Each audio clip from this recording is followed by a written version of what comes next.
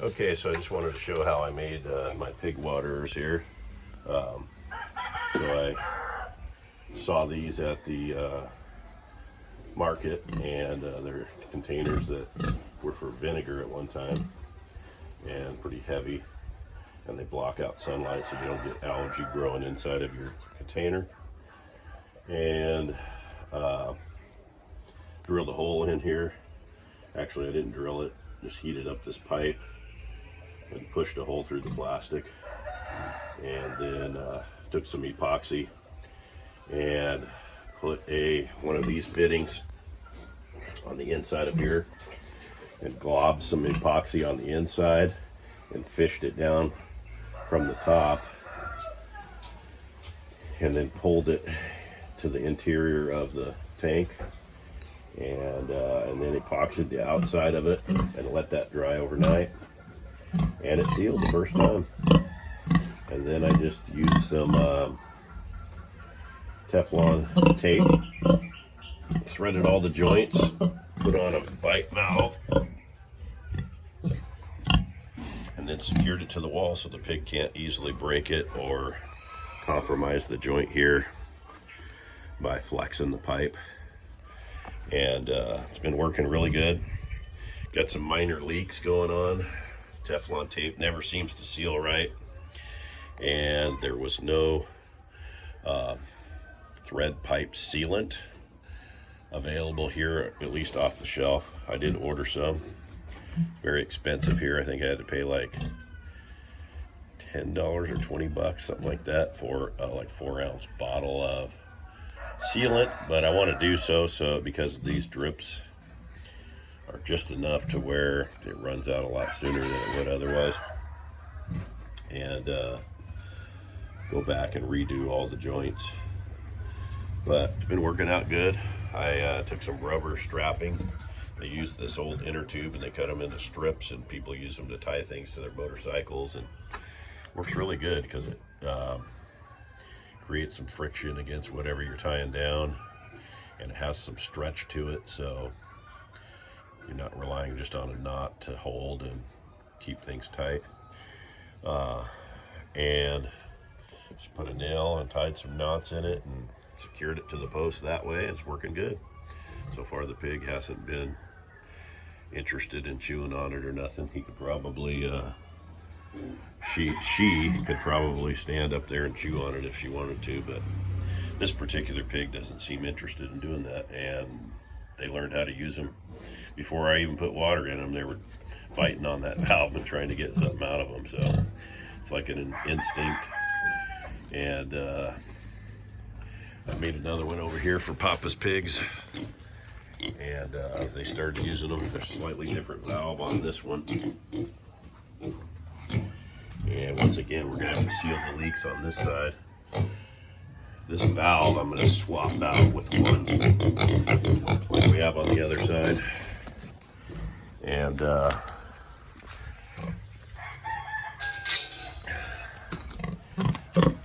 it seems to work better, has higher flow. The other one was for baby pigs, which his are fairly young, recently weaned, but it just has entirely too slow a flow, in my opinion. They have to sit there sucking on it for minutes instead of just getting a quick drink. So I'm going to put this same style on that one over there. I've got like 5 of each just to try them out, and it's been working good. Instead of having just a regular water trough or whatever, having something like this keeps the water clean, easily accessible to fill. Don't have to clean it out. Pretty good system. So very pleased with it. A lot of Filipinos have already used systems like this previously. Generally they put their tank more remotely and then use a lot of pipe, and they drill through the wall, have the nozzles coming through the wall, but I didn't find it all that necessary to do that. Somebody mentioned they were concerned the pig was going to chew on the tank itself, but so far that's not been a problem, and if it becomes one, then I'll just move it out of their reach and plumb it farther. or put it up higher, like maybe up in the rafter somehow. Of course, that's going to be a lot harder to fill then. But so far so good on this. We do have a big long hose coming down here from our pressure tank off of our well. We actually have a rainwater tank. Yeah, one of these dadgum pigs is smart enough to remove the lock for the latch. So far he's not figured out how to unlatch it though. Wouldn't surprise me if he did.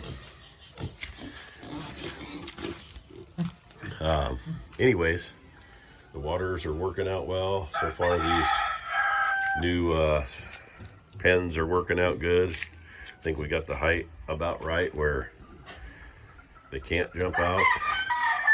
I know a lot of people have lower pens than this, and I've seen them jump out.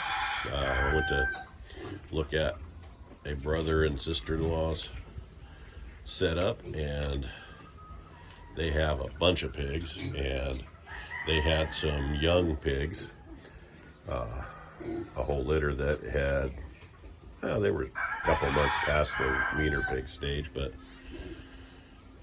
there was a bunch of them all in one pen, and one of the group jumped right out when we came up to look, and after a bit he jumped right back in. And there's a big old green lizard crawling down that tree.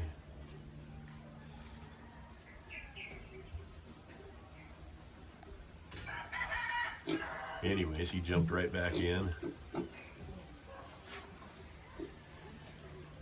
And I guess he didn't plan on going nowhere, and they, as far as I've heard, never had a problem with any permanently escaping. So but that's not always the case, so I just wanted to make it high enough where it couldn't jump out if they wanted to. But pigs aren't dumb, man. They know how to undo latches, and if there's a way to get out, they'll find it. So we did these chutes like this just so, mainly for the kids. I wanted something that was easier than reaching in or going in, because you could just dump the food in from the outside, and they can't mess with you. They're distracted with the food before you ever go inside, and you can go in and clean things out and never have a problem. And since we have these high walls, it's not convenient if you have just a feed bowl inside somewhere. It always ends up, you know, down at the lowest point by the drain, the highest point to try to reach into to grab it and clean it out and then fill it. And this works really good. The pig is good about cleaning it up well enough where it doesn't really need to be washed. And we just dump the food in there, wet it a little bit, and so far so good for a first try on a piggery. So if we desire, we can expand on this. We got enough property here, and now we've got it all fenced in where we could do more pigs here if we wanted to, and there's not a smell because we have a septic. Keeps the smell down, even though we're composting the poo here. I'm going to clean this up and make it a more organized compost pile, but we're still finishing up the chicken pen over here. So I haven't got around to the compost yet, but the smell is not an issue at this point. What causes the smell is if you're not cleaning the pig pen quickly enough, not rinsing it out well enough. We kind of scrub it with a little handmade broom while we're washing it, and everything goes down the drain into the septic, so no smell.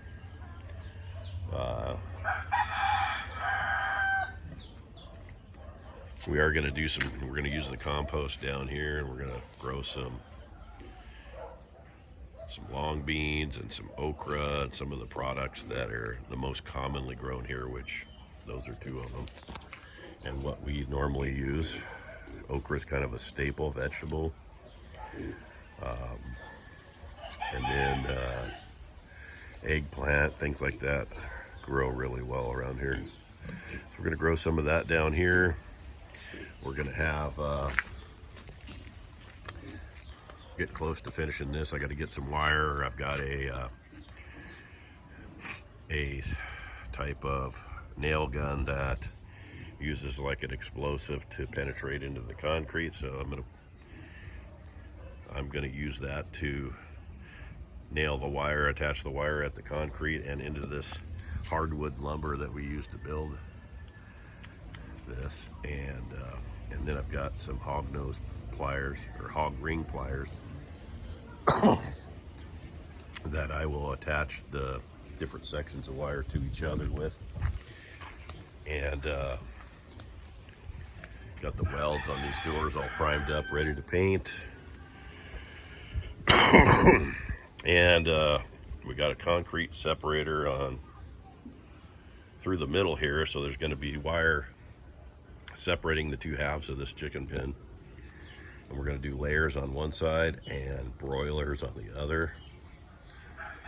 And it may be a situation where I start out with them confined and see how things go, but also I may look at the option of having them free range this lower area, not up where the house is, but this lower lot. Pretty good size, and it's big enough for enough chickens for home use.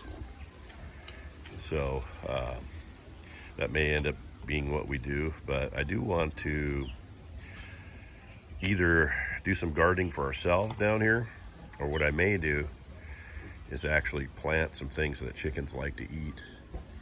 And if you establish it before you let them loose and it's mature, then they'll utilize the portions of it that they like to eat, the younger growths, and they won't devastate the entire crop. But if you try to grow it, obviously, while they're running loose, they'll eat it as it comes up and it'll never get established. So I may initially start with some confined chickens, and we may evolve the plan over time.